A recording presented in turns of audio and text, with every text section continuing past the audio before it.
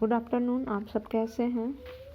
हमारे लेक्चर में आप सबका स्वागत है। आज हम बात करने वाले हैं दिल्ली सल्तनत के बारे में। मिडाइवल को पढ़ेंगे, जिसमें हम कवर करेंगे 1206 से 1290 तक। ठीक है।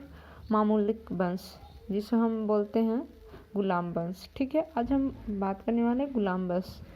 तो एक कहानी समझ लीजिए क्या होता है। हम मिडाइवल को पढ़ेंगे तो जब तुर्क आक्रमण होता है, जैसे कि अटैक होता है 712 में वाजिद होता है खलीफा। ठीक है। तो वो क्या होता है, अफ़गानिस्तान के रास्ते इसको भेजता है मोहम्मद बिन कासिम को 712 में। और वो क्या करता है, देवल कराची, जिसका अब अभी प्रेजेंट में नाम है, पहले उसका देवल होता था। तो देवल से होते हुए उसको जीतते हुए वो आता है सिंध का क्षेत्र में और वहाँ पे विजय प्राप्त कर लेता है। जब वो विजय प्राप्त कर लेता है तो उसका शासन समाप्त होता है और देवल में आगे बढ़ता है। तो दाहिर वहाँ का शासक होता है, मुल्तान या सिंध जो भी प्रांत है उस टाइम वहाँ पे, तो उसको हरा देता है और वो मुल्तान को भी जीत लेता है। इसके बाद आप आगे कहानी देखेंगे तो कौन आता है, गौरी आता है। उसके पहले भी आता है एक मोहम्मद गौरी के पहले आता है, कौन आता है आपको अगर नाम पता है तो आप बता सकते हैं। तो वो कौन आता है बताएंगे आप? महमूद गजनबी आता है। ठीक है। जिसका आप देखेंगे टाइम पीरियड तो 998 में वो गद्दी पे बैठता है।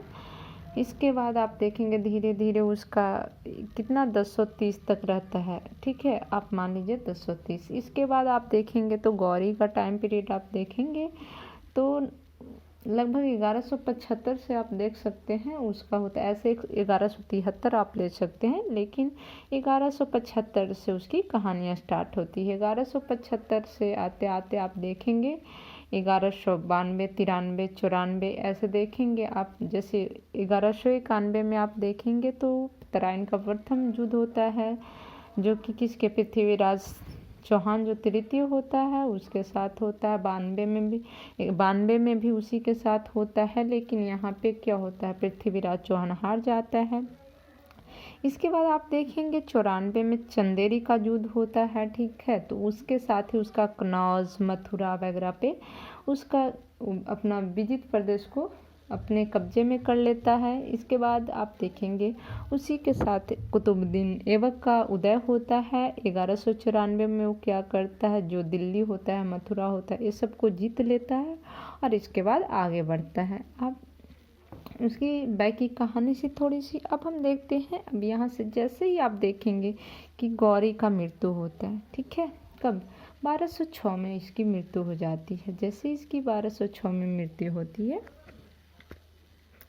आप देखेंगे तो क्या होता है, कुतुबुद्दीन ऐबक होता है, उसका गुलाम होता है और एक सेनापति भी होता है उसका, और उसका वफादार भी होता है। तो क्या करता है, ये राजतंत्र में मतलब जो राजा का पद होता है उस पर आसीन होता है। ये क्या करता है, कभी भी एक जनरली समझ लीजिएगा छोटा मोटा कहानी, कभी भी सुल्तान की उपाधि धारण नहीं करता है। या क्या कोई होता है जैसे अपने उपाधि धारण करता है, तो ये जो कुतुबुद्दीन ऐबक है वो कभी उपाधि धारण नहीं करता है। देखिए अब यहाँ से स्टार्ट होता है। हम किसको क्या बोलते हैं, मामुल्लक वंश या गुलाम वंश बोलते हैं। क्यों? क्योंकि आप यहाँ देखेंगे कंटिन्यू एक गुलाम दूसरे को हत्या करेगा और दूसरा गुलाम राज्य करेगा। तो